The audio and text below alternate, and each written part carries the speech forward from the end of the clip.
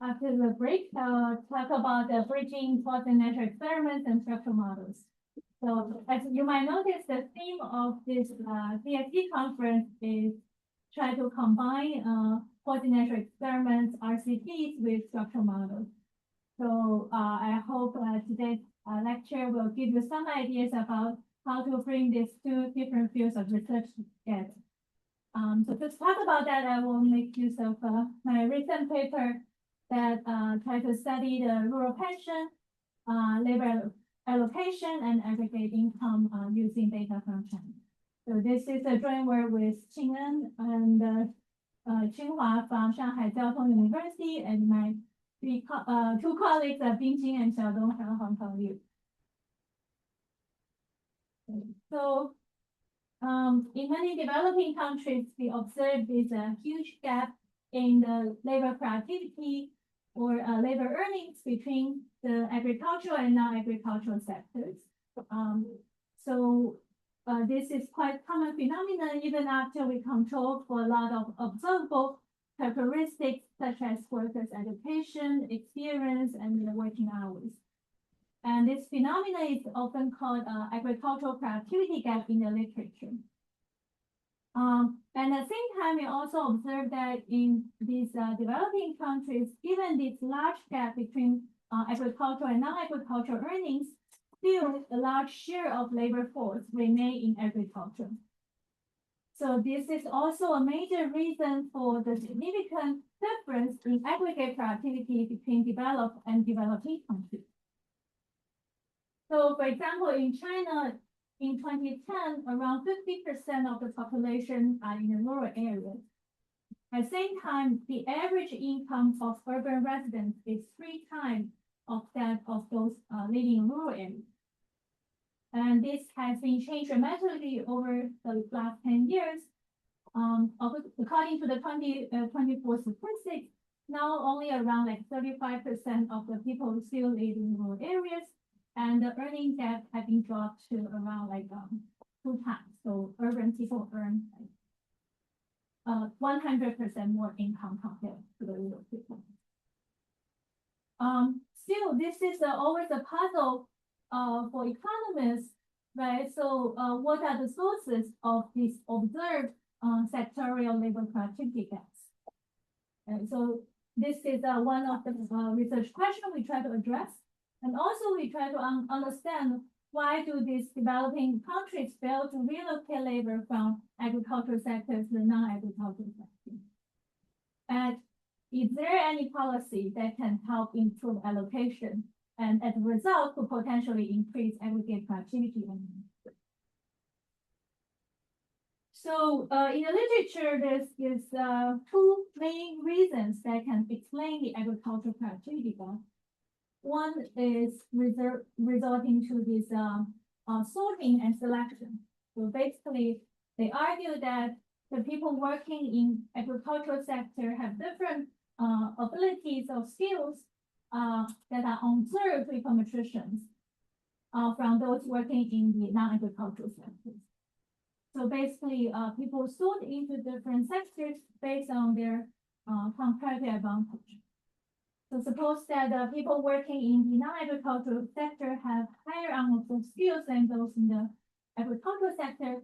This could explain their earning gap. Another popular explanation is about the migration barrier. Basically, they try to argue that there exists this underlying sectorial productivity difference. However, people are not able to move due to mobility barriers. And there are also studies that try to argue that both could exist in the same economy. So in this study, we try to tackle this question by utilizing a panel data from China and a very unique policy experiment that allows us to identify the causal effects of migration of earnings. So this allows us to recover the underlying sectorial productivity difference as well as the migration. So the policy we study is the new rural pension scheme. So this was first introduced in a pilot counties in 2009 and gradually roll out across all the rural counties by 2012. So before the introduction of this new rural pension, there are basically no pension system in rural China. So after the new pension scheme, elderly, as long as they're age above 60, they can enroll for free and they will be eligible for a basic pension benefit. So actually, we find that after this policy reform, the elderly in rural area, they reduce their labor supply. So that's easy to understand because of the income effect. And interestingly, we find this will have a spillover on the young people, though they do not directly benefit from the pension transfer. So we find that this pension increased the labor supply of young adults with an early eligible for pension in the family. And then what's the potential story here? So we think this is because there's this home production channel. So when elderly, they're able to reduce their labor supply, they can increase their time spent in home production, such as providing childcare or just taking care of themselves. So as a result, the young people, they can reduce time spent in home production and increase labor supply. So this will play a role as kind of implicitly actually reducing the migration part of young workers because they no longer need to worry about childcare or elder care when they move to the urban area, and therefore encourage more migration and improve their income. So the data set we use is the National Fixed Point Survey. It's a panel from 2003 to 2013. So it's a very large panel that is nationally represented and tracks more than 80,000 rural workers and rural to urban migrants. So one big advantage of this data set is that it allows us to track the migrants over time. Actually, this is a very challenging job. If you sample the migrants from urban areas, they're very mobile. So for example, there are some other surveys you probably heard about, like CHIPS. So they try to survey the migrants from the urban cities, but since they are very mobile, you're very likely to lose them over the years. But this data instead is a sample from the rural, their origin, so which make it much easier to track these people. So what we do, as hinted by the title, we try to combine both the reduced form and structural estimation. So the first part of the paper is reduced form estimation. Here we try to understand the labor productivity gain from migrating from rural to urban China. And importantly, we need to deal with this selection problem. So then our contribution is we basically find an instrument for migration.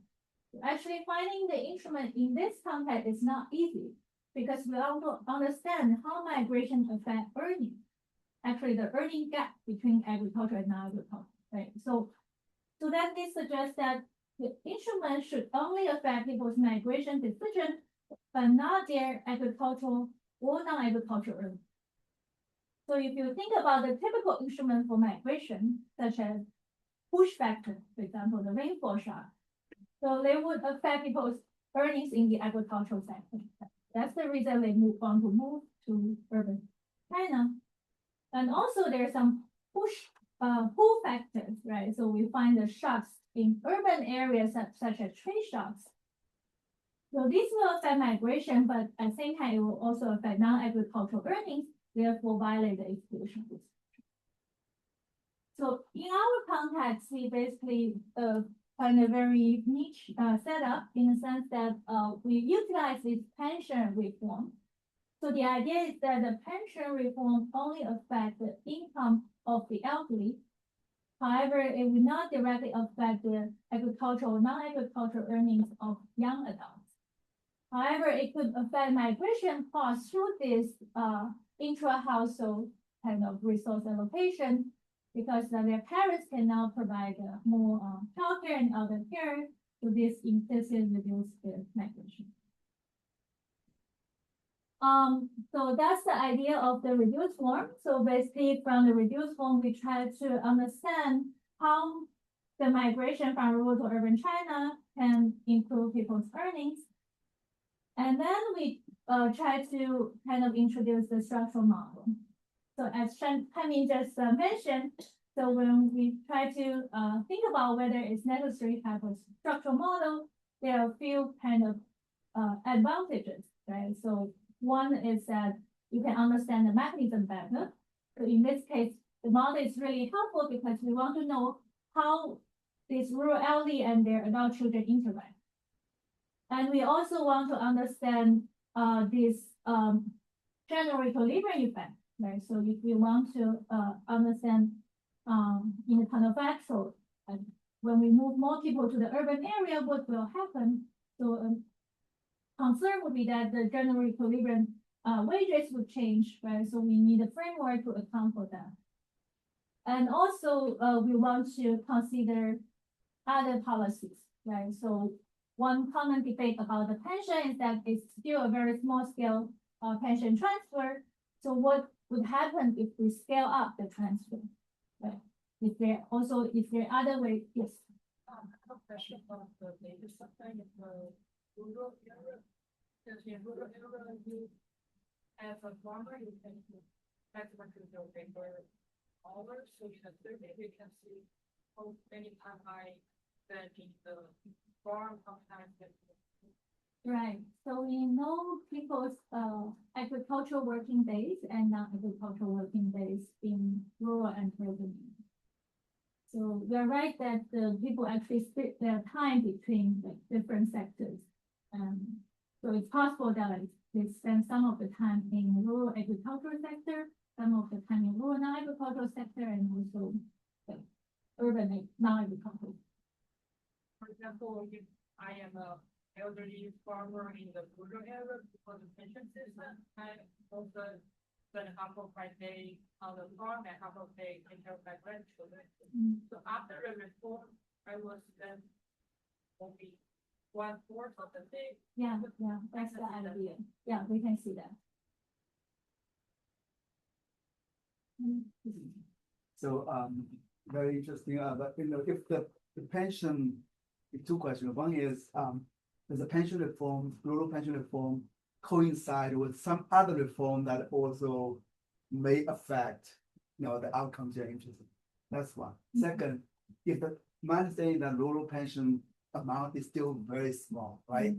So if the kids by migrating from rural to urban can generate a large income increase, why didn't the kids do that and pay their parents to not work less in the rural area? Instead, it seems like this channel will have the productivity gain capped by the pension amount that the parents are receiving. Yeah. Right. So sorry, the General equilibrium effects may make my statement invalid, but the first one was what are the other reforms that are contemporaneous of the pension reform? Yes. The first one, to answer your first question, so we are not using, so the reform is not a one-off reform. Actually, it's a staggered like rollout is across counties. So starting in 2009 and gradually roll out and achieve national coverage by 2012. So basically, we use this staggered definitive design to identify the effect of the pension. And the second question is very deep. So that's also related to our modeling choice. So your concern is definitely valid, right? So if moving to urban area is so beneficial, why didn't these children did that before, right? So then this actually shed light to a potential limited commitment problem, right? So it kind of suggesting that maybe parents can, if they commit to provide a child care and then their children move to city, but maybe they don't send enough remittance back. So that's why we observe that such a small pension transfer can still have an effect on migration. If they already kind of doing this kind of internal like transfer, then you probably won't see anything happen. So that's also motivating the modeling choice so that we don't model them as working in cooperative framework. So we didn't choose the collective model. Instead, we use this non-cooperative game to model the interaction between parents and children. The idea is exactly that to kind of, especially be able to explain the labor supply responses. So I can talk a little bit more when I get to the right. So then, so the few benefits of having structural model, we talk about this mechanism to do counterfactual, having general equilibrium, and lastly the welfare. Yes, actually, fortunately, we have all of them in this paper, so you will get to see them later on. And also, I think another thing we try to connect the reduced form and the structural part is that we use the reduced form estimates to pin down a key parameter in the model as identification.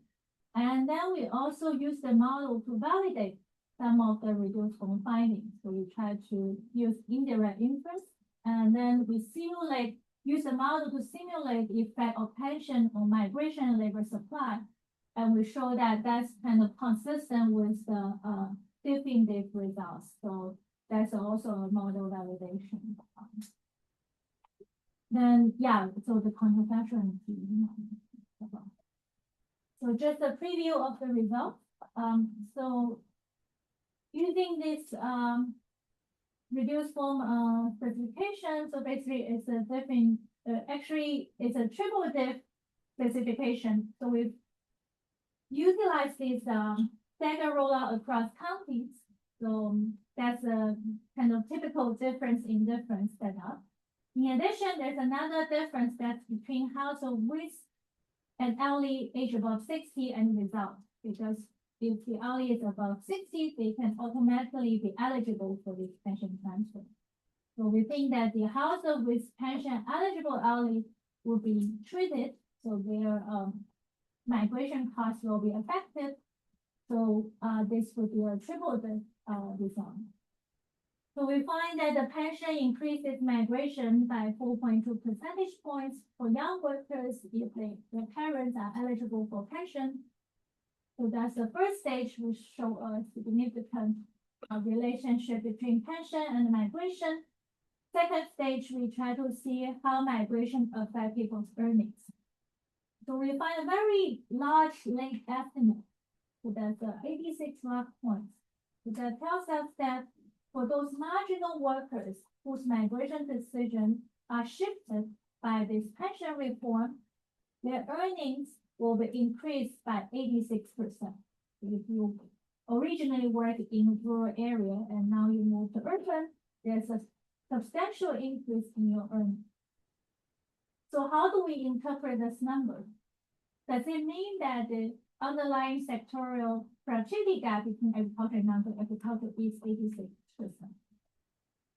So our understanding is not necessarily, because so one thing we need to be careful is that this only reflects the earning gains of the marginal worker. Yeah. So this is not the average treatment effect because you're not having the gains of all the work. And also these earning gains do not actually capture the productivity gap. So in fact, it's actually capturing the migration part. Because for these marginal workers, they are on the fence. So they are indifferent between moving and not moving. So for them, basically the migration cost equals the gain in their migration earnings. So then this 86% actually tells us about their migration cost for these compliers. So then this kind of reflect that for these marginal workers, they face substantial migration barrier, which is more consistent with the second explanation for each. And then we further use control function approach to obtain the average treatment effect. So we compare this with the ORS. They're actually very similar, 31 and 33 log points. So this suggests that the sorting plays a very minor role because basically control function try to control for selection and sorting. So after controlling for that, we don't find a very big change. And then we also document empirically that the pension reform reduces the labor supply of the elderly, but increases the labor supply of young adults. Oh, sorting means that people have some different unobserved ability. So in particular, in this model, we consider two types of unobserved abilities, the agricultural ability and non-agricultural ability. So you can imagine this would be like a standard role model where people move based on their comparative advantage. So then the sorting basically kind of talk about these abilities. So we're trying to see whether people get higher earnings because they have higher ability. It's not because you move there, there's a productivity gain. It's just the people in different places, their abilities are fundamentally different. Okay, then we move to the structural part. So we first confirm the empirical finding that we find high migration costs. There's around also 80% of people's annual earnings. And also we find a large underlying productivity gap between the two sectors. And then we think about a few counterfactual analysis. First, we try to document the impact of the pension reform. We find that it has a very substantial effect on people's labor supply, basically measured by their working days. So for migrants, labor supply increases by 6%. And interestingly, there's a kind of reallocation of labor within the family. So elderly labor supply declined substantially by more than 30%. And we can also quantify the impact on GDP, increased by 2%, welfare increased by 15%. So this very large welfare effect is not surprising, as this is like a redistribution policy that kind of tax the urban people and then move the money to subsidize the rural elderly, which is the poorest group of people in our country. And then more interestingly, we are thinking of what would happen if we further scale up the reform. So we consider very extreme reform by raising the pension transfer amount fivefold. So in this case, GDP will increase by 4%, welfare further increase by 28%. But we also try to compare this with Hukou reform. So this is also discussed a lot. So we consider a very extreme case where all the policies adopt the most liberal Hukou policy. So in this case, we find substantial effect on migration and GDP. However, the channel is very different from the pension. So for the pension, it mostly works through the within household labor relocation. So elderly reduce labor supply, young people can work more. Well, for the Hukou reform, it's basically just switching the young people's labor supply from rural to urban. So it's more like a labor relocation between sectors. And lastly, we consider a combination of two reform, and then they will have more than double the. So maybe I can be very brief about the contribution. So there are quite a number of reduced form analysis that analyze this pension program and also other pension programs in other countries. So actually, we're not the first paper that analyzed this new pension scheme in China. But our contribution would be to kind of introduce a structural model that allows us to better quantify the aggregate effect of the real pension. And there's also this discussion about the agricultural productivity gap I mentioned at the very beginning. So there are also two approaches that try to kind of understand agricultural productivity gap.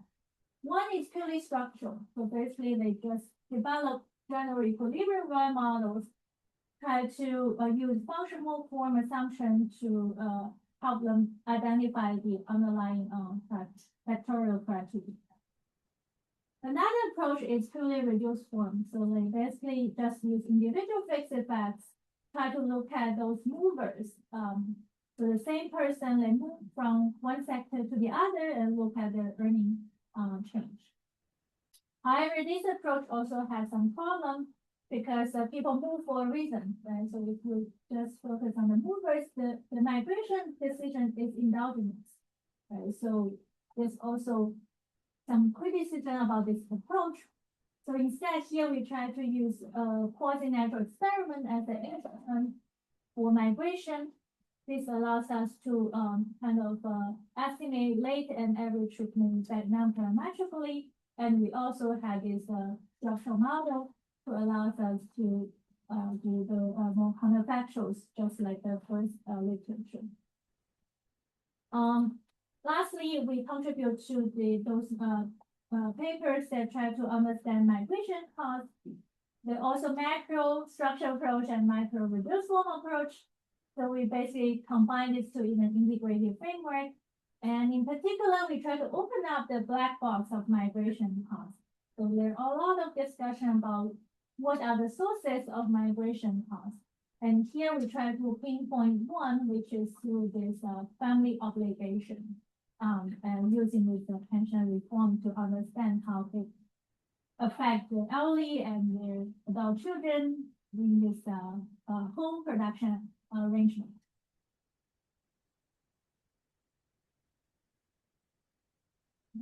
Questions, welcome anytime. But if migration cost is same person.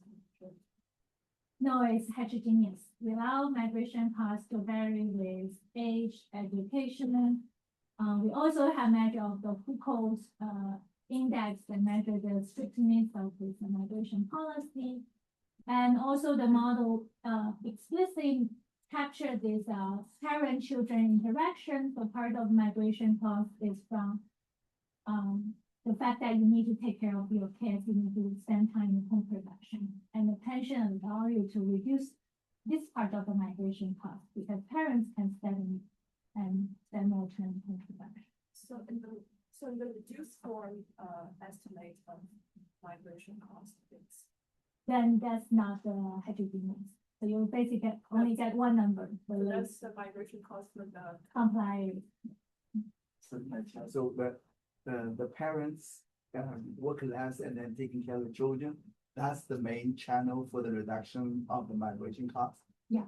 If that's the case, then I feel like the children would have to commit to give their parents, even without the pension reform, like when they go to, if they were to go to work in the urban area, before the pension reform, and knowing that the kid is back home, need their mothers or grandmothers to take care of them, right? It seems like that commitment issue that you previously mentioned will be weakened as a result of, the mother is actually, or the grandparents are actually providing genuine, childcare to the children, if the children were to go to the urban to work.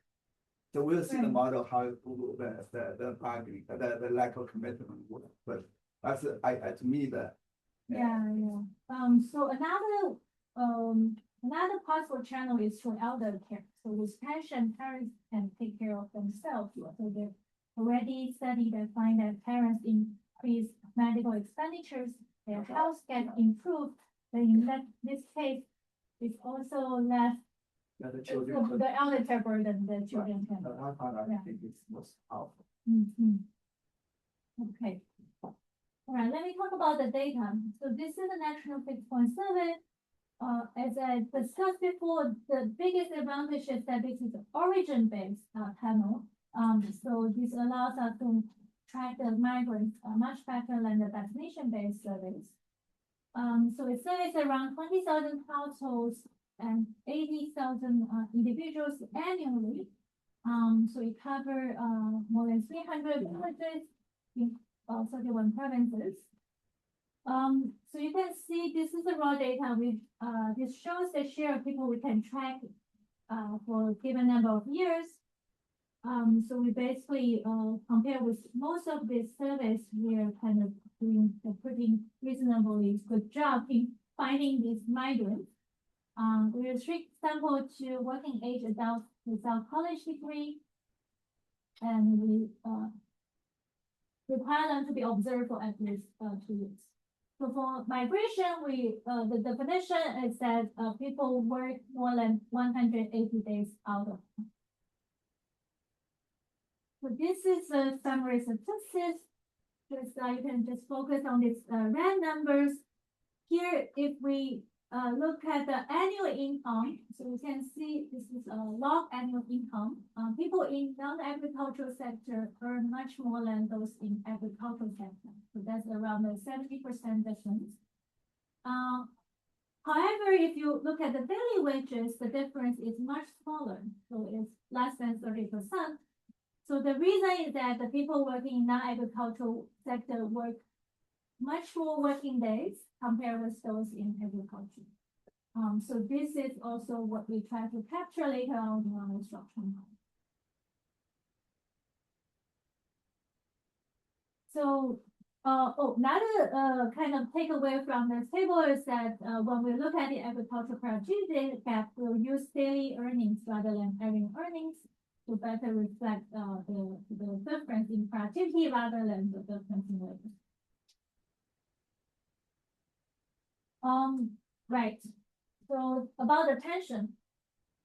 So the pension reform provides elderly age 60 or above a basic pension benefit of 660 renminbi per year. So that's around $108. So it's not a big amount, as Tammy mentioned. However, these are the elderly in rural area. They're really poor. So actually this pension transfer is around 68% of their labor income. So for these people, especially the oldest they don't have the manpower to work on the farm, so they mostly rely on transfer from the exchange. So the pension adopted the staggered rollout across counties. So there are already a few studies that try to show that this intra-household rearrangement after the pension is introduced, such as children reduce the elder care provided to their parents, parents increase the child care to grandchildren. However, we think that this pension reform would not change the young people's innate abilities or their earnings in both sectors. Therefore, it will only affect the migration decision, but not the earnings. So this will be kind of a very nice instrument that have a strong first stage and also will not violate this exclusion restriction. So this is the rollout. You can see there are 4 rounds of this implementation.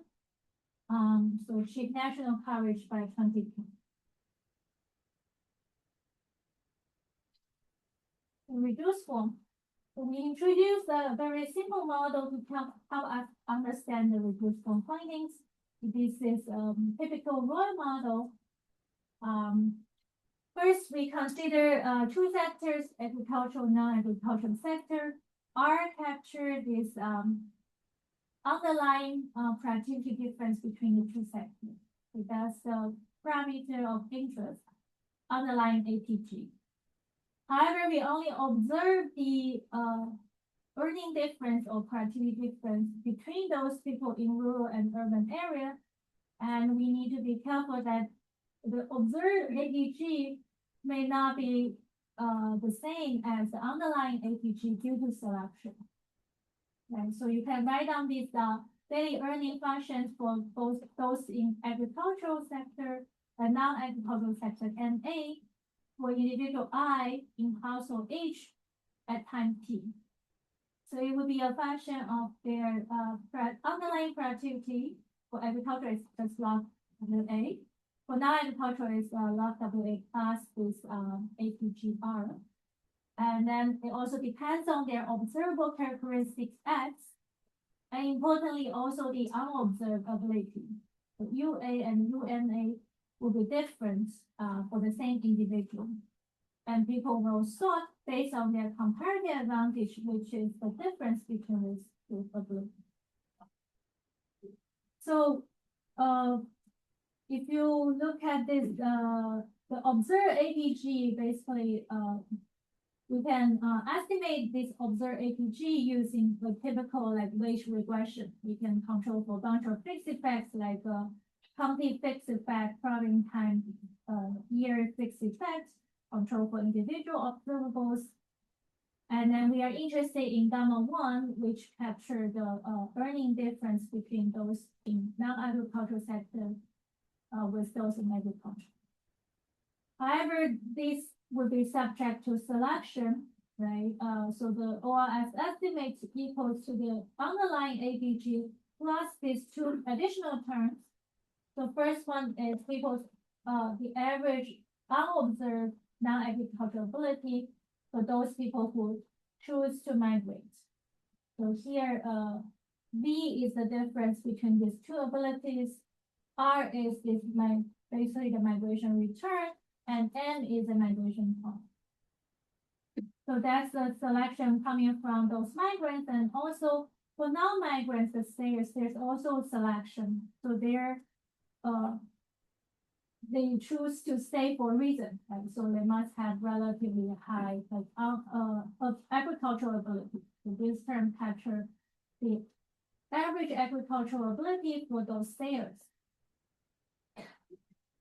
So now let's first look at what we get from OLS. So from OLS, we can see that for people in agricultural, non-agricultural sector, on average, they earn 30% more in their daily wages. Then we also try to control for individual fixed effect because we have panel, right? So then in this case, we get a pretty similar estimate, 37%.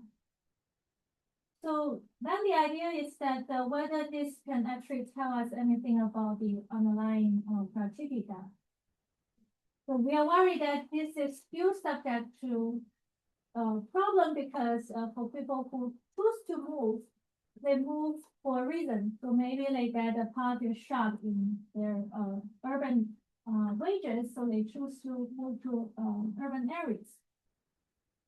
Since migration is not an exogenous decision for mover, then using this may not be give us a very accurate estimate. So even when it's not accurate, it's still like a very surprising for many macro development economists because there are a few previous studies that show that many other developing economies like Indonesia, once you control for individual fixed effect, basically the ORS estimate go down to almost zero. However, in the case of China, it's not that surprising as we all know there's a huge migration barrier due to the fiscal system. So the fact that individual fixed effect is very close to ORS indeed suggests that the migration barrier is very large in China, and this agricultural productivity gap is mainly explained by the barrier, but not so. And of course, we try to do a little bit better by using this instrument. So now we can look at how we do the IB model. So first stage, we use this triple diff strategy. So we make use of the rollout, so that's already a diff in there. And in addition, we compare family with and without the hourly age above 6. So that's this interaction term. And then we run this two-stage list square. So as I mentioned before, we think that the late does not tell us the underlying productivity gap. Instead, it recover the migration cost faced by the compliers. These are the marginal workers whose migration decisions are affected by the gap. Okay, so then we still try to get the underlying productivity difference. So the way we do that is to try to get an estimate of the average treatment effect. Do that, we can use the control function approach. So if we assume that these two unobservable follow a joint normal distribution, So in labor literature, there's already this very early work by David Carr that shows that we can just put in these two additional terms to control for selection. More recently, we can also, we know that we can also use more flexible functional form of residuals from the first stage and putting in the second stage as controls. We actually try both ways and get very similar results. So I already told you about this results. First stage, we get very strong effect on migration, full percentage point increase in migration for those family affected by the pension. And this will lead to an 86% increase in their daily wages. So suggesting very large migration cost. And for the average treatment effect, the control function approach shows that it's around 33%, very similar to ORS. Okay. So to summarize the reduced form findings, we show a very large migration cost using linked, around 86% of non-agricultural earnings. The average treatment effect estimate is similar to ORS, suggesting small sorting effect. And moreover, we have some heterogeneity analysis, which I don't have time to show in details, but we find that effect is stronger among regions with stricter fiscal policy, among women, and also less educated and older workers. So these are potentially places that face higher migration. Then we also try to shed light on the mechanism. So why the pension can affect migration. So our hypothesis is through this home production channel. So the idea is that the pension provides income transfer to the elderly, and then due to the income effect, the elderly will reduce labor supply and spend more time in home production. And this will allow young people to reduce their home production and increase labor supply. This will in turn increase return to migration, because if you move to a city and you can work more, then the return will be high. So then we provide some, yes. It's women, it's just so women here. So. Yeah. So basically, this is essentially the migration is eliminating mother family. It's really the activity is essentially something that when these women go to the cities and have the family guided pension, the job whereas but they were the village, kind of taking care of the kid and working in the farm and so. And now you try to capture that like baby, right. Still within the day, right? If you have a kid to take care of, whereas you are in the city, the kid is not in the village and so the productivity is also maybe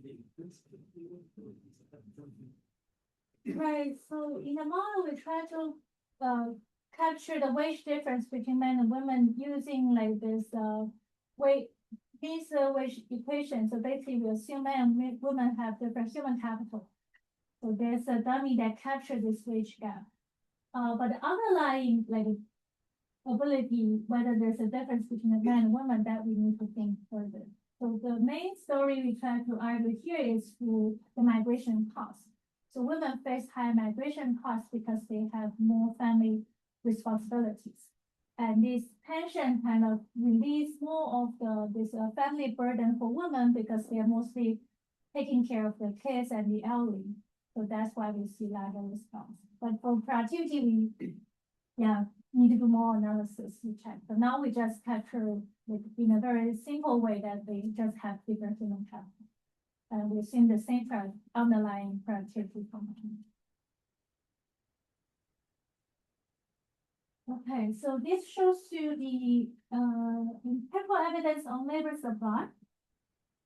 So for elderly, you cannot do triple diff. So we just do a single diff and diff. We find that for elderly, it reduces their working days. It's either this log form or the Poisson specification. And for young people, we still adopt this triple diff specification. We find significant positive effect on their rating. So this is actually quite interesting related to Hami's earlier question. So if parents and children are working in a cooperative way, think about collecting model. A positive income transfer to the family to reduce the labor supply of both parents and children. So they have the same effect, the same income effect. However, we see this opposite response, the surplus, that kind of motivate our implementation of this non-cooperative framework. So that's kind of allows us to generate this prediction. Do you also see that even with the rural pension introduction, the younger children go to the migrate to urban area to work? Do you see also additional transfer from the children to the elderly parents, despite the parents getting some, of the rural pension? Right, yeah, that part we don't observe in the NFP data, but child's travel is possible. Yeah, that's a good idea. Yeah, I will talk about this a little bit later on, because our model basically, I will show you some out of the model bits. So that cannot capture exactly the data because I think in reality, it's half non-cooperative, half cooperative. So I think it's somewhere in between because we are kind of assume a very extreme case where there's no altruism between the two parties. Well, I think, yeah, in practice, maybe children care about parents to some extent, right? But that's missing in this model. So here you actually use revenue productive, right? So you use wage difference. It's not a physical unit productivity for one thing. And I also feel like in China, Physical, sorry, you mean like a physical output. You have revenue productivity and the physical output. It's the number of quantity. Here you look at okay. Yeah, here you look at the revenue productive rather than quantity productive. And also I feel like I don't know if you data if you can observe what is that different farmers plant, like because I think many farmers like they began to plant fruits to sell food instead of grain or rice, mostly because those prices are controlled. So they have to shift their plant to this fruit products to have revenue. So I feel it's not really production difference, it's more like a revenue difference. And revenue difference not only contribute to the productivity into sector, but also because the agriculture product is under price control, there's strong price control. The farmers have to shift from growing grain, rice to growing like food. Yeah, I guess what you just suggested would be a very interesting research question for the next paper. But I guess this is probably kind of out of the scope of the current paper in the sense that we basically treat this your daily earnings as given. So no matter what kind of technology you're using. So we're more interested in, given that there's such a gap. So first, whether there really exists such a gap, right? So if it's sorting, there should be underlying, there's no difference. So first we try to see whether there's really an underlying productivity difference, and also if that's the case, why people don't move to the more productive one. But what's driving this difference would be very interesting to look into now. Okay, so social model. So it's based on the ROI model. So we need to capture this unobserved abilities in the two sectors. So we have unobserved agricultural ability and non-agricultural ability. So as we just discussed, we choose to use this non-cooperative match game between parents and children. We capture people's migration decision. Only young people can move. In our sample, like most elderly, they stay in your area. But both young and old, they choose their labor supply. So they choose how much time to spend in the labor market, how much time to spend in housework. And they also different from the reduced form, the model allows us to capture diminishing return to labor in the agricultural sector. So this is actually like a caveat for the reduced form analysis, because basically the reduced form assume that this pension does not affect people's agricultural earnings. However, when you move people to urban area, since in the rural area, land is fixed, right? So if few people remain on the farm, then their marginal productivity will increase, right? So this systematically is actually the tension and the migration will affect agricultural earnings. So that's a kind of something that we just cannot capture, but we are able to incorporate this in the model. All right, so each household has two group of members, parents and children. For parents, they would allocate their time into this LO, the labor supply in rural area, and KO, the time in home production. So they're in total NO number of LD. So that's the total time endowment. For children, their total NY number of children. So they allocate their time between the rural area, LY, the urban non-agricultural sector, LMA, if they choose to migrate. So B is an indicator of whether they choose migration. And the rest of time spent in home production. So the parents and children have the same utility function, which is captured by the consumptions with the CRA function form, and also this home production utility. So NO minus KO basically capture people's time in the labor market. This is for elderly, this is for children. We allow parents and children to differ in their home productivity captured by this per side. And this eta basically, you can think about this as capture the utility from home production or the disutility of labor supply. And the human capital is a function of their observables. When we're referring to White's question, we incorporate sex and also years of schooling and age. More importantly, we allow for this unobservability U, IJ, so I is for household I, and individual I, and J is for sector J. So we assume that these UA and UNA, these two of unobservability differ between sectors, but it's the same within this household because we basically cannot identify if we allow each household member to have their own observability. And then we also incorporate the IID shot. And for the rural area, we assume this diminishing return agricultural production. So A is the agricultural TFP.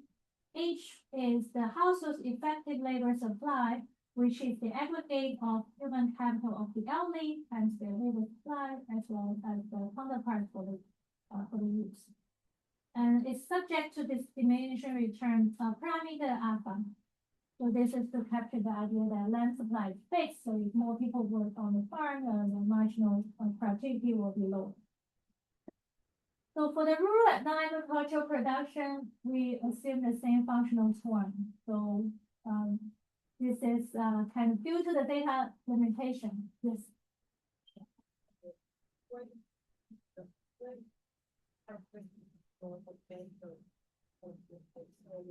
Which shows that rural areas don't have agriculture in the urban. Oh, so in the rural area, we incorporate agriculture and non-agriculture, but in urban area, we only model the non-agricultural sector because agriculture is very small, so less than 1% of people in agriculture. Another thing is that we, in this NFP data, we don't observe where people actually go. So we only know whether they move to somewhere in the same hometown, same city or same province. We don't know the exact destination. So that can kind of limit our ability to model the city continuum. So we basically only have two destinations, rural and urban. And for the Yeah, the rural agriculture, that's also another data limitation because we don't observe, actually, how much they earn from the rural agriculture sector. We only observe their labor supply. So basically we have to assume that since there's no, cost of moving within rural area, basically the marginal productivity of rural agriculture will be the same as, rural agriculture. And then, the household, they basically will pool all the resources together. They pool the elderly and young labor, the young labor supply, and then they will allocate between the rural agriculture and the rural agriculture. So maybe for time's sake, I will skip some of the details. So this is how, after we solve the model, we can write down the households production income in rural area as the following. It's a function of this aggregate productivity between rural agriculture and rural agriculture, as well as the household aggregate human capital. And then they will allocate this income to young and old people based on their contribution. So basically, based on their effective labor input, they will get a fraction of the rural income. And another thing we try to capture is that different places have a different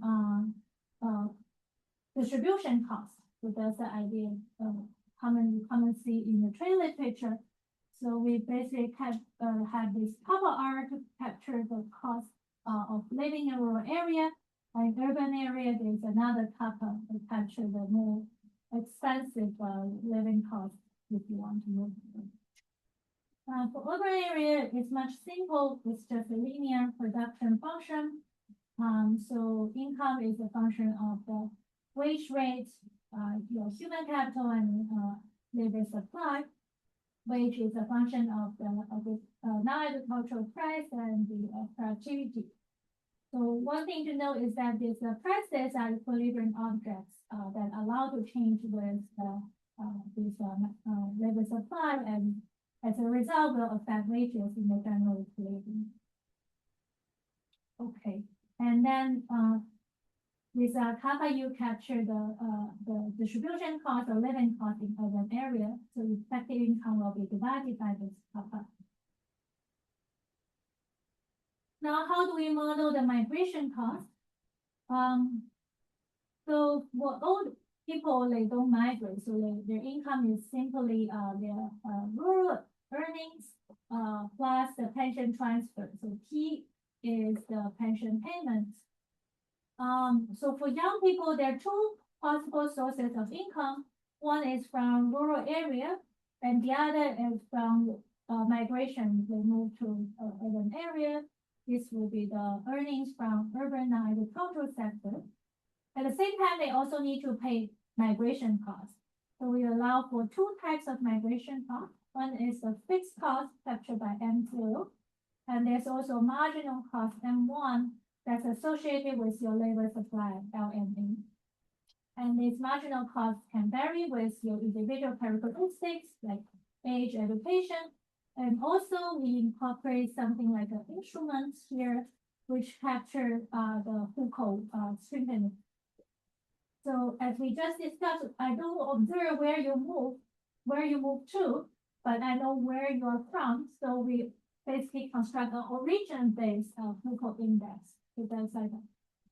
Yes. I wonder, should we consider the cost of reasonable fit? So the adults, the balancing between whether should I stay to relocate and the extra resources and the access in this urban area.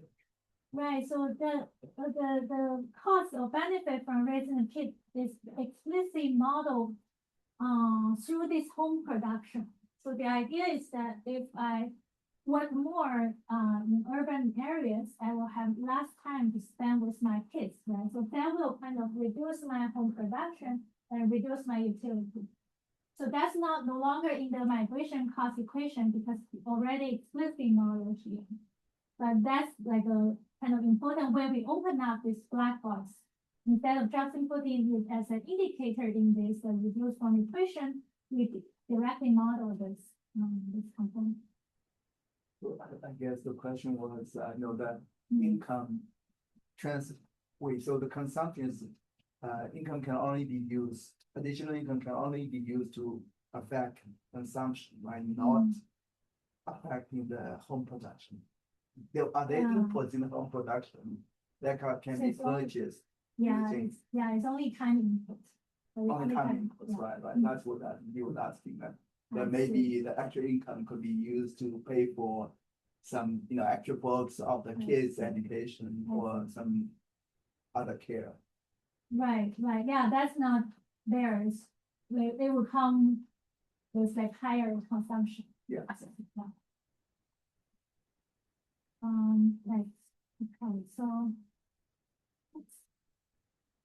Okay, was here, yeah, the Foucault index. So this is origin-based Foucault index. Basically, it's we know like for example, if you are from like Dongguan, right? So this is a city in Guangdong province, and you're close to a few like popular migration destination like Shenzhen, Guangzhou, and then your Foucault index will be a weighted average of the cities nearby, like weight, and the weight we use is the migration flow in the initial period.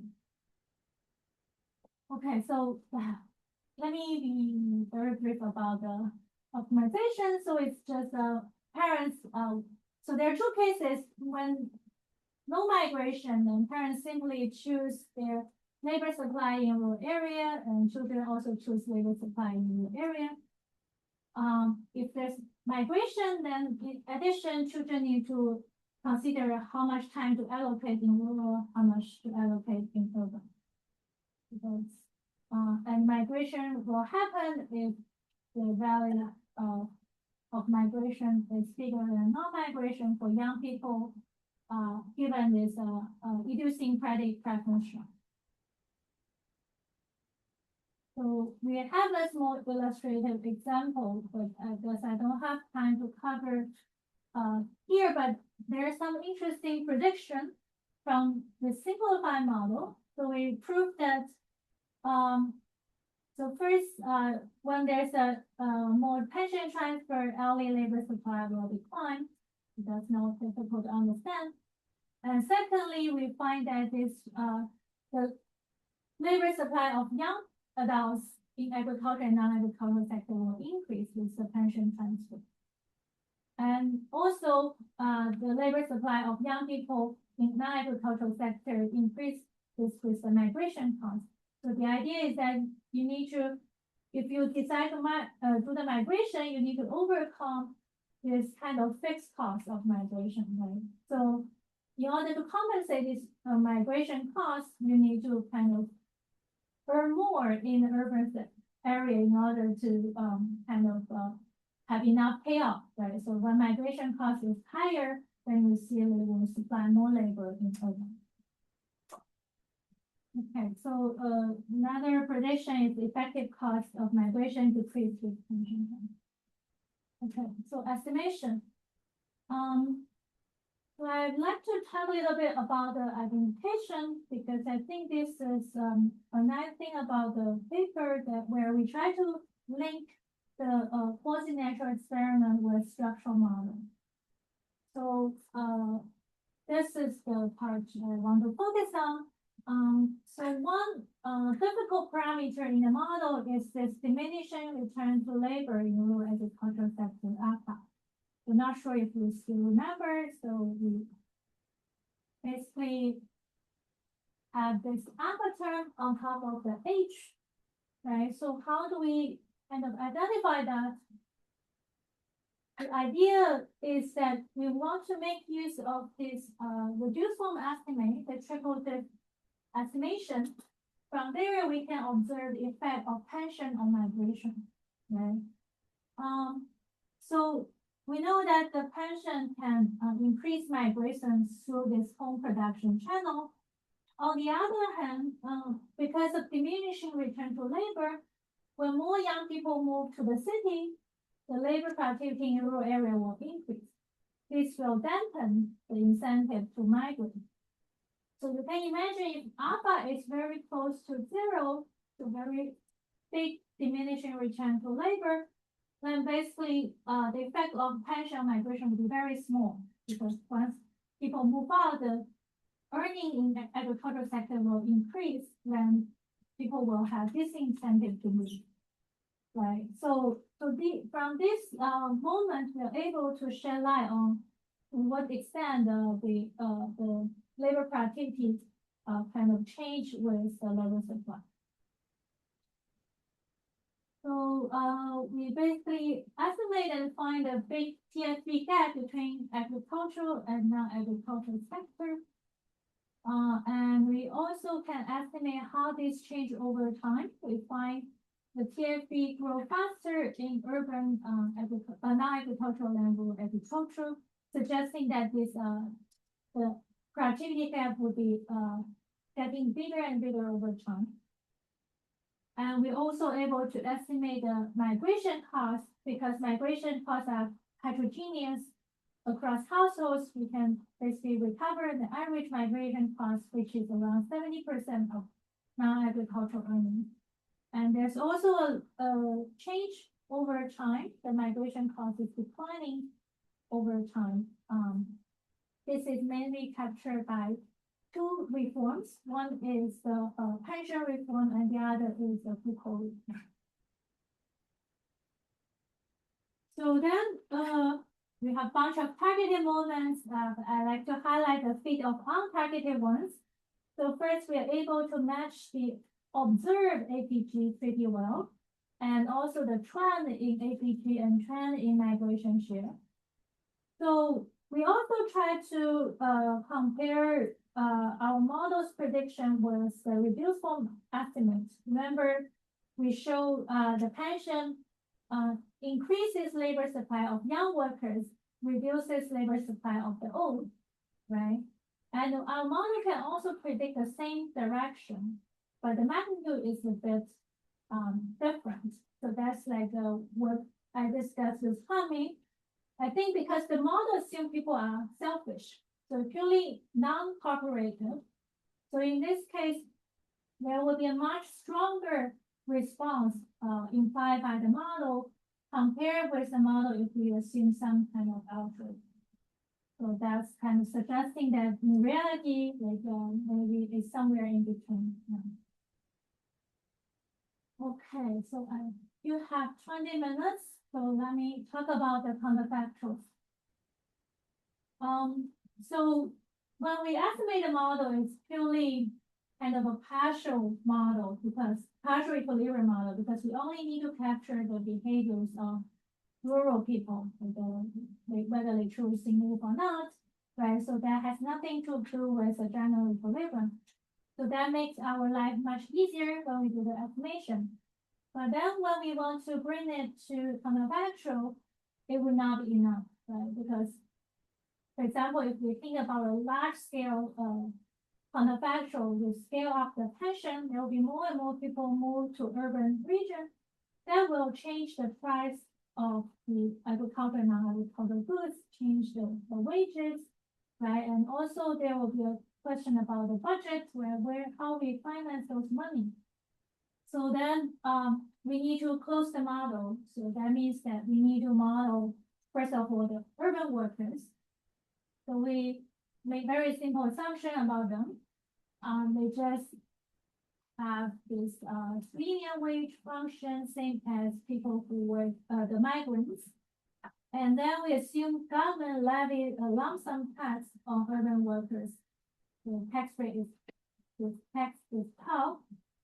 So for urban people, their effective expenditure is their wage income, depending on the non-agricultural productivity A, their human capital H, and labor supply L, minus this tax divided by this living cost kappa.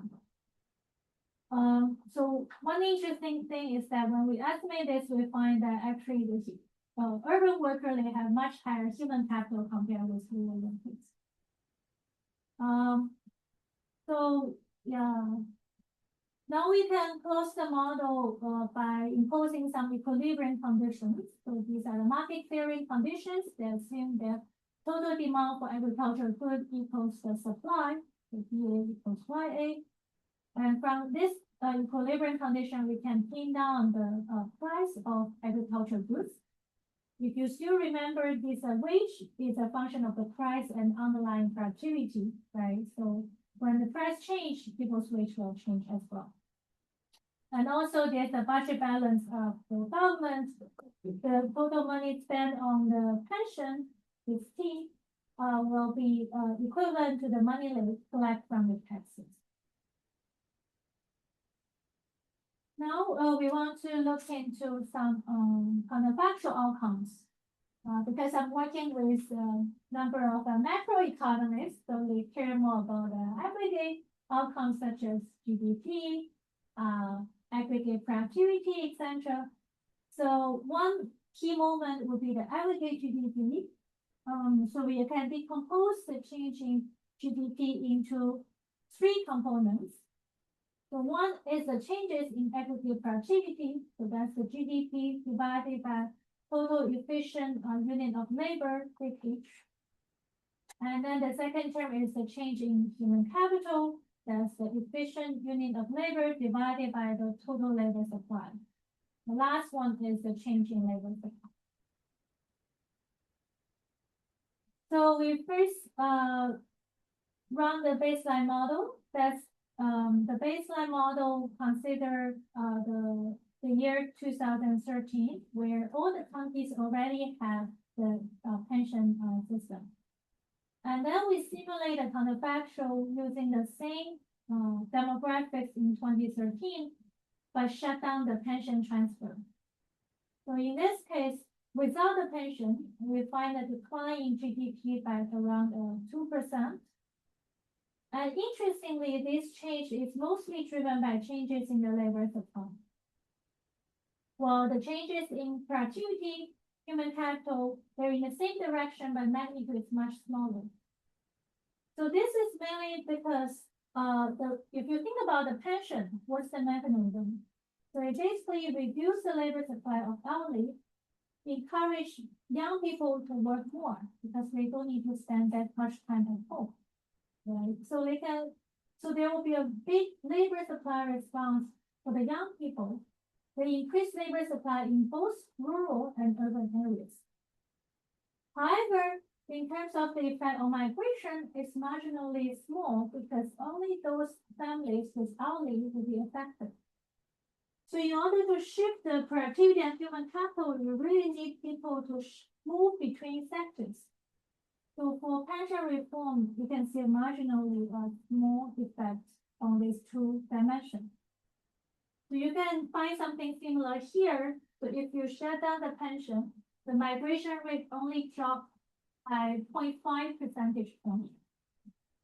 So the bigger response you will see is in the labor supply. So that's like more like intensive margin, where you will see a big increase in the labor supply. So you will see decrease because I shut down the pension. But that implies that if you impose the pension, there will be a big increase in the labor supply of young people in rural area, that's the LY, and also the young people in urban area, that's the LMA. Now we consider what happens if we want to provide even more transfer to the elderly, because now the very important debate is whether the transfer is enough, right? So it's only $100 per year, so it's not sufficient for the elderly. So what if we scale up fivefold and we finance the money from taxing the urban people? In this case, you see the GDP will improve further. So again, that's mainly through changes in the labor supply. And if we look at the welfare, so we can actually divide the welfare into these different groups. The welfare for rural old people, for rural young people, and urban residents. So not surprisingly, we find a big increase in the welfare for rural old because we're giving them money. But at the same time, we find rural young also benefit, right? Because now they can migrate more, they can make higher earnings. Urban people suffer a little bit, but overall welfare is still improving, right? So we transfer this number into expenditure equivalent, we find this welfare increased by 28%. And now, if we are concerned that urban people they will be against this reform because they need to be taxed, then how about just taxing the rural young workers, right? So interestingly, we find that for them, they still benefit the rural young because they, on the one hand, they are taxed, but on the other hand, they can make higher earnings by moving to the urban area. So overall, we can still improve their lifestyle. So then we also consider the hypothetical Foucault reform, because this is often discussed to be a very useful tool to remove the migration cost. So we consider a very extreme case where we kind of set the Foucault policy in all the destination cities to be the most liberal one. Then in this case, we're able to find a large effect on GDP. However, the mechanism is different. So you can see now the panels is mainly through the increase in productivity and human capital, while the labor supply actually declined. So the idea is that, I'm not sure if you still remember the proposition from the model, the labor supply increases with migration costs. So when you reduce the migration costs through the Foucault reform, actually people don't need to work that much to compensate for the migration costs, the labor supply decline. To see the increase in human capital and productivity, you can find it here that people are much more likely to migrate. So there's a larger shift from agricultural to non-agricultural sector, and the share of worker in non-agricultural sector is much higher in the Foucault reform than the pension reform. So as a result, the aggregate productivity will increase because the productivity in the non-agricultural sector is higher, right? So we are changing the composition, right? And we're also changing the human capital because now, again, like more people, they will work in the non-agricultural sector. And then we're also interested how that will affect the observed earning gap and underlying productivity gap for this different reform. So for pension reform, overall, we find very small effect in the earning gap. That's mainly because, again, there is relatively small change between sectors. While for Foucault reform, we find a large shift of people from agriculture to non-agriculture that will increase the supply of non-agricultural goods, drive down the price, and drive down the wages in non-agricultural sector. So that will lead to a decline in the underlying productivity gap as well as the observed gap. So to compare these two reforms, we basically find that the pension improved GDP as well as the Foucault reform, but leads through very different mechanisms. So for pension, it's mostly through reducing the within household labor misallocation, increase the labor supply in both agricultural and non-agricultural sectors. But there's only the marginal effect on the migration decision and the movement across sectors. And then for Foucault, we find that it leads to substantial sectoral labor relocation. Labor relocate from agricultural to non-agricultural. This will improve aggregate productivity.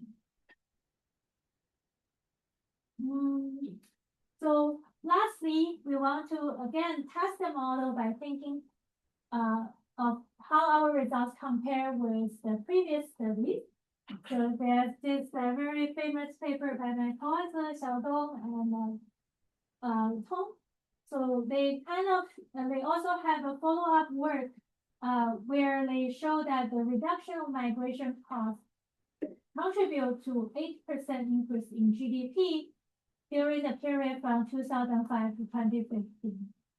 So our data ends in 2013, right? So that's the baseline.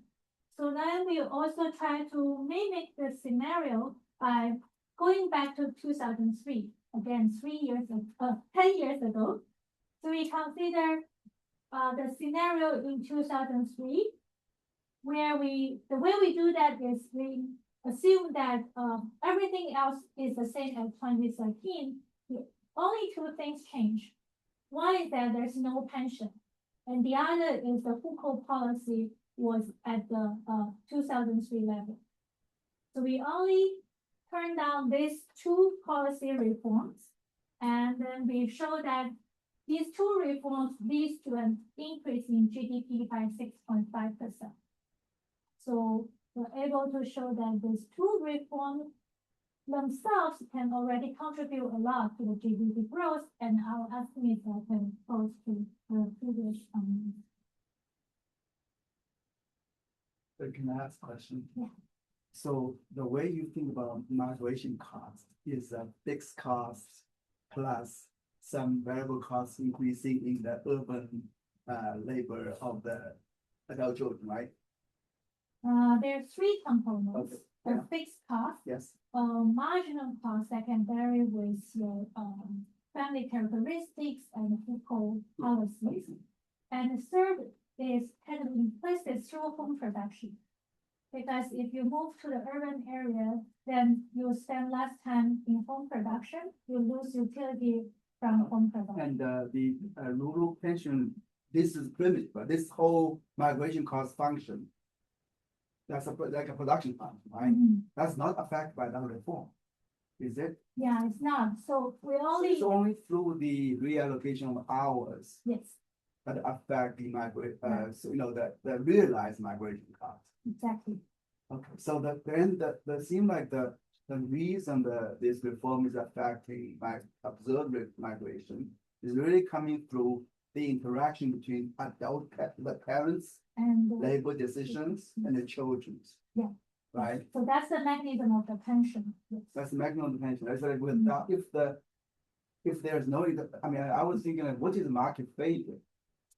Mm. There's no market failure. Like the production, I think the failure is probably because we do not act in a cooperative way. right, that's the key. Right. The parents and the children were not acting to maximize joint point- welfare. Yeah, exactly. Otherwise, children can migrate even without a yeah. pension. Yeah. That kind of suggests there are some frictions going on within the family. That's why the pension can have an effect. Yeah, so that's, I think that's right. Mm. And for the Foucault, it's like a more reduced form where it just put the Foucault index in the migration cost. Right, so Foucault reform does directly affect the production, sorry, the migration Migration. cost. The rural pension scheme is affecting the realized Yeah, migration cost exactly. through the interaction of the families, labor choice decision. That's right. Labor choices. Yeah, we have a simple model where we actually show the link between pension and the realized migration cost. Simplify things. Okay, so we can finish a bit. Yeah. Yeah, I just don't know about the science fact. I just wonder how likely that for the people above 60s, they could migrate actually. Is it possible that they originally live in the urban area with their kids and then they migrate back to their hometown when this reform occurs? In our sample, that's really rare. I think less than 2% of the rural area actually migrates. So we don't allow them to move in our model. I Now guess, it's more of yeah, this more, migration right, become more. right. And also because we are looking at the elderly, based on our definition, is about age 60. So I think return migration probably happened in the mid age 40s, 50s. Right. Yeah. So, right. Can I add one more point? So in your model, in principle, some other reforms might increase the realized migration cost, right? Yeah. If the labor reallocation happen in the other direction or something. Right? Yeah. Okay, so just to conclude, we used this nationally representative panel data together with the pension reform to first empirically document this large productivity gap and large migration costs in China. So I think hopefully I convince you that on top of running the diff and diff, you can consider to top up with the structural model. So there are some additional benefits, but also you can see this is quite necessary if you want to do counterfactual and to understand the mechanism. And also you can use both approach to jointly document this large migration cost and the productivity difference that we kind of prove each other. So you have like two approaches that leads to the same conclusion. And then, yeah, also for the structural estimation, it will also benefit from having the reduced form results because first it helps with identifying certain parameters. Also, it helps you validate your models of prediction. Right, so let me just stop here and take questions. Thank you.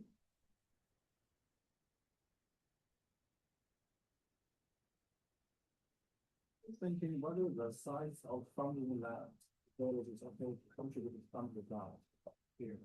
I think that you're definitely mechanism makes sense a lot, but I'm thinking about the method. First of all, the revenue is not about the revenue difference, and the food price, the agricultural food price is highly controlled by the government. Basically, farmers cannot sell their product for higher revenue because they have to sell some wholesalers. The wholesaler control the big price. And that's one thing. The other thing is more like the size of farmable land and ability, particularly during that period. I think a lot of article like the infrastructure project or real estate project, they may occupy some like the farmable lands, which actually reduce the inputs farmers could have at home. So they have to. Yeah, I know there's some studies about this land reform and look at how land reform affect migration decisions. I guess, yeah, so what you mentioned are possible like reasons for this low agricultural earnings, right? So I guess it would be, I think if you're interested, the data has the potential to look into those questions because we actually provide information very detailed about what kind of crops they plant and the size of the farmland they have. Yeah. Here we simplify this a lot. Yeah. So but these are all very interesting questions. What will happen if we change the bargaining, if we change the non-talk between parents and children with Bargaining money. yeah, have also bargaining procedure was one of the first like in your family instead of playing like some this should be maybe the young people they have the bargaining power over their parents. Right. So if you use the bargaining power, it will predict that an income transfer to the family will reduce the labor supply of not only the elderly, but also the children. So this would contradict with our empirical finding where we show the labor supply of young adults actually increased. So if you still want to adopt a collective model, you need to figure out some other like additional component that can get around this. So that's also the main reason we didn't choose the collective model because that doesn't generate the right prediction you observe empirically. Yeah. So that's also probably another like advantage of combining like a quasi-natural experiment with the structural model, right? Because the reduced form finding can help you choose between the models, which models to use. That's good. When you do both reduced form and structure estimation, because with some structure, usually capture or like critical events reason. How do you compare like one because what if they are similar? That like the structure estimate.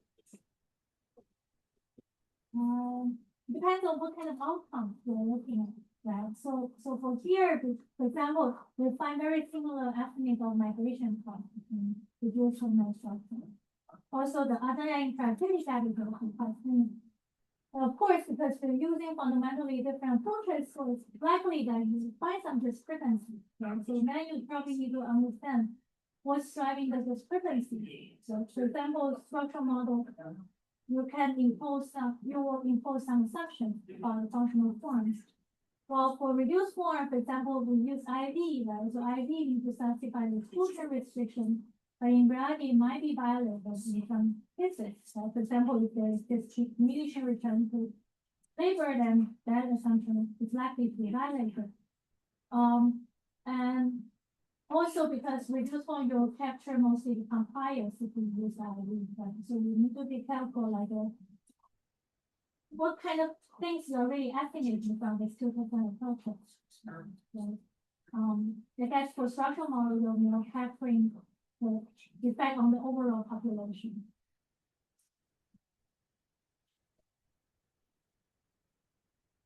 Right, so I guess you're ready for